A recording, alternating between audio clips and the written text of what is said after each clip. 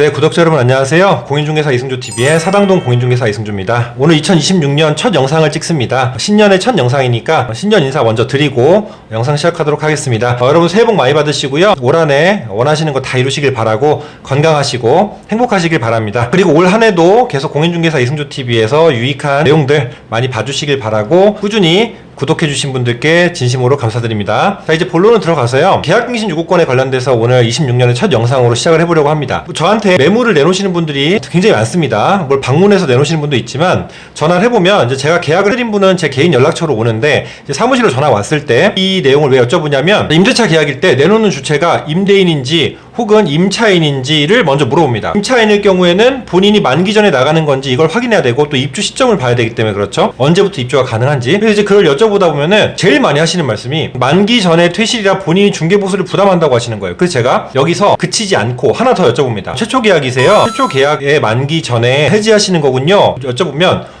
아니요, 계약갱신 요구권을 썼는데요, 만기 전에 만기 못 채우고 나가서 제가 계약 깨는 거니까 제가 중개보수 내는 거예요 라고 하시는 거예요. 그래서 제가 조금 주제 넘지만 얼굴도 못 뺀 분이지만 안타까워서 그럼 혹시 계약서 특이하게 그런 내용이 명시가 되었습니까? 라고 했더니 아니요, 그런 건 없어요 라고 하는 거예요. 제가 이제 법리적인 해석을 원칙은 이런데 이래라 저래라 할 수는 없으니까 이제 판단하시고 협의하셔서 말씀해보세요 이렇게 얘기를 합니다. 이제 그 내용에 대해서 이야기를 하려고 하는데요. 이제 계약갱신 요구권, 이 임대차 3법 중에 가장 많이 쓰는 법리 중에 하나죠. 그 중에서 이제 계약갱신 요구권의 법리를 잘 모르시는 분들이 많은데요. 5% 인상, 전월세 상한제, 이거와 더불어서 또 임대차 3법에서 마지막으로 작년에 이제 과태료 유예를 끝낸 임대차 신고제 있죠. 전월세 신고제는 이제 한 해 늦게 시작을 했지만 3개인데 거기서 계약갱신 요구권의 법리를 먼저 아셔야 됩니다. 계약갱신 요구권은요, 묵시적 갱신의 법리를 준용합니다. 먼저 차이 하나는 계약갱신 요구권은 요구를 해서 갱신한 거고, 묵시적 갱신은 양 당사자가 살지 안 살지 아무 말도 안 했기 때문에 묵시적으로 연장한 것으로 보는 그 차이뿐입니다. 근데 여기서 이제 법리를 준용한다는 것은 묵시적 갱신에서요, 연장이 되면 임차인의 어떤 권리가 있냐면 아무 때나 계약 기간 중에 나간다고 해지 통보를 할 수 있습니다. 그러면 임대인은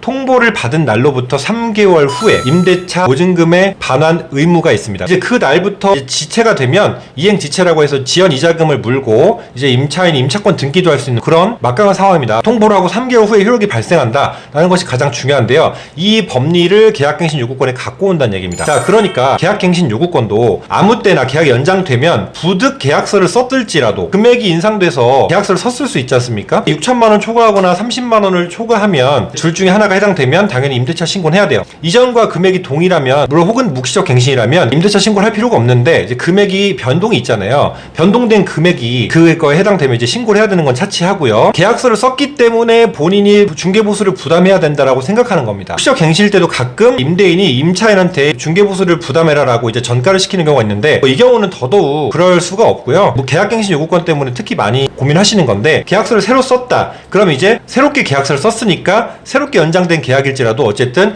이 계약서 상에 계약 내용을 위반하면 본인이 중개보수를 내야 된다라고 생각을 하는 겁니다. 결론적으로 말씀드리면 묵시적 갱신의 이론처럼 그대로 준용을 해서 임차인도 계약서를 썼든지 안 썼든지 간에 해지 통고하고 3개월 후부터 임대인이 반환 의무가 있습니다. 이때도 임차인은 아무 때나 나간다고 주장할 수 있습니다. 물론 임대인은요, 임차인이 현저한 의무를 위반했다, 예를 들면 무단 전대차를 했다, 무단 양도를 했다, 임차권을, 혹은 월세가 있었다면 월차이면 밀렸다 2기 이상, 혹은 너무 현저한 의무를 위반했다라 그러면은 그때 해지할 수 있고, 그거 외에는 임대인이 힘이 막강하지가 않아요. 임차인이 훨씬 막강하죠. 그 이유가 뭐예요? 편면적 강행 규정 때문에 그렇죠. 임대차 보호법은 임차인을 보호하기 위한 법이기 때문에 그렇습니다. 이 갱신, 묵시적 갱신의 법리를 준용해서 계약갱신 요구권도 통보하면 3개월 후에 빼줘야 되는데, 그렇다면 이 법리 그대로 중개보수를 왜 임차인이 부담합니까? 이건 임차인이 계약 해지를 한 게 아닌데요. 임차인이 계약 위반을 한 게 아닌데요. 임차인이 계약 해지 통보할 수 있는 것은 임차인의 권리고요. 이 중개보수를 부담하는 관례에 대해서 아셔야 되는데, 중개보수를 왜 부담하게 됐냐면 최초에 계약을 맺었어요, 2년을. 그러면 임차인이 최초 계약 기간 내에 이 계약을 해지할 경우에 이제 임대인은 당연히 들어줄 의무가 없죠. 이 기간 내에 해지하는 것을. 근데 들어주는 조건으로 위약금이 없지 않습니까? 위약금을 뭘로 설정해요? 그러니까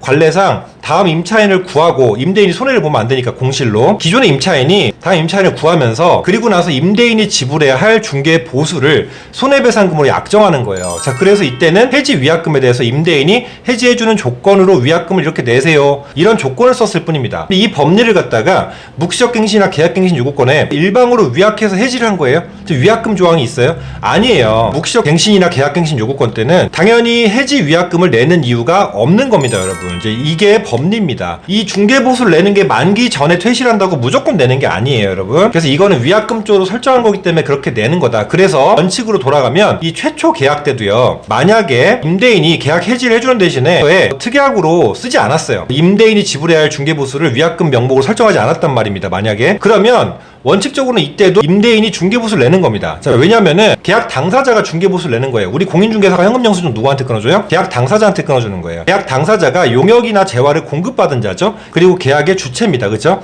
그러다 보니까 임대인이 새로운 임차인이랑 계약을 맺고 계약서에 이 둘이 들어가는 거지, 기존 임차인은 들어가는 게 아니에요. 지금 상가 권리금에 기존 임차인이 끼는 게 아니잖아요. 주택의 경우에는 계약 당사자가, 임대인이 여기서는 계약의 주체이기 때문에 아주 중요한 역할을 하는 거예요. 임대인이 새로운 임차인이랑 계약을 맺을 때 기존 임차인에 대한 특약이 설정이 없거나 위약금 설정을 안 했다면은 원칙적으로 임대인이 내는 건데, 이럴 때 당연히 임대인이 그러면 해지를 해줄 이유가 있어요? 없죠. 그러니까 이제 해지 위약금을 설정하고서 대신에 중개보수를 내라, 이렇게 다 들어가는 거예요. 그래서 대부분의 계약서의 임대차에는 다 중개보수로 만기 전 해지 위약금 조항이 관례상 당연히 들어가게 되는 겁니다. 원칙은 이렇게 됐어요. 그럼 이제 이어서 계약갱신 요구권 때 당연히 제일 먼저 첫 줄에 쓰는 게 뭐예요? 본 임대차 계약은 계약갱신 요구권을 행사하는 계약으로서 라고 쭈쭈쭈 가죠. 계약갱신 요구권을 썼음을 증명하잖아요. 그쵸? 그러니까 이때는 당연히 묵시적갱신의 법리를 적용해서 만기 전에 퇴실하더라도 일방적으로 해지해서 위약금을 무는 조항을 넣는 것은 원칙상 틀렸다. 네, 그래서 계약서를 새로 쓰더라도 계약갱신 요구권에 의해서,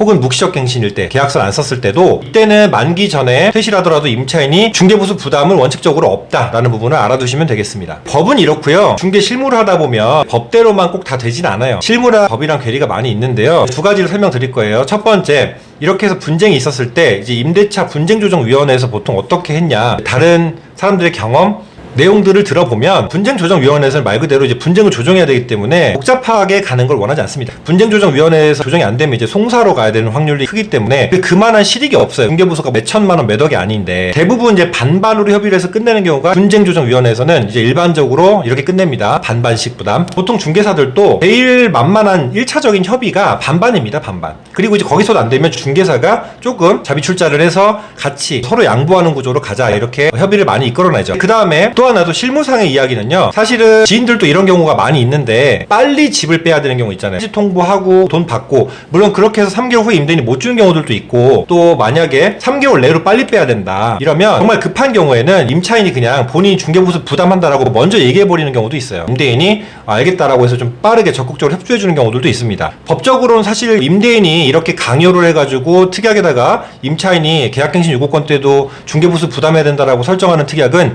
표면적 가행규정 위반의 소지로 볼 수가 있거든요. 좀 위험할 수가 있어요. 근데 임차인이 본인이 그냥 실무상 3개월은 됐고 본인이 빨리 빼야 되니까 중개보수 낼 테니까 계약을 해지해달라고 하면은, 이럴 때, 혹은 월차임이 있다면은 월차임을 몇 달치를 미리 낼 테니까 미리 보증금을 반환해서 계약을 해지해달라, 이렇게 하는 경우들도 실무에서 많이 있다는 거 참고적으로 좀 알아두시면 좋을 것 같아요. 자, 이렇게 해서요, 오늘 계약갱신 요구권을 썼을 때 중개보수 부담 원칙에 대해서 설명을 드렸는데요. 정리를 하면, 계약갱신 요구권의 법리는 묵시적갱신의 법리를 중용하기 때문에 묵시적갱신은 해지 통보하고 3개월 후에 임대인이 보증금을 반환해야 되는 의무가 있고, 자, 그렇다 보니까 해지에 따른 해지 위약금을 낼 필요가 없죠. 그래서 중개보수 같은 경우는 최초 계약 때 혹은 연장됐더라도 갱신 계약이 아니라 이제 신규로 다시 연장하는, 그럴 때는 이제 중개보수 부담을 할 수가 있죠. 최초의 계약으로 다시 매짐을 하는 거니까 새로운 계약이잖아요. 그럴 때는 임대인이 계약 해지에 응해줄 의무가 없기 때문에, 이럴 때는 위약금 쪽으로 임차인이 만기 전 퇴실 시 다음 임차인을 주선하고 중개보수를 지불하고 나간다. 이때 이 중개보수를 임대인에게 지불해야 하는 손해배상금, 위약금 쪽으로 설정한 것이고, 임대인은 계약을 해지하는 조건으로 그렇게 수락한 것으로 본다라는 것이기 때문에 그런 특약을 설정한다라고 다시 갈무리를 하도록 하겠습니다. 오늘 내용 여기서 마치도록 하고요. 유익하셨길 바랍니다.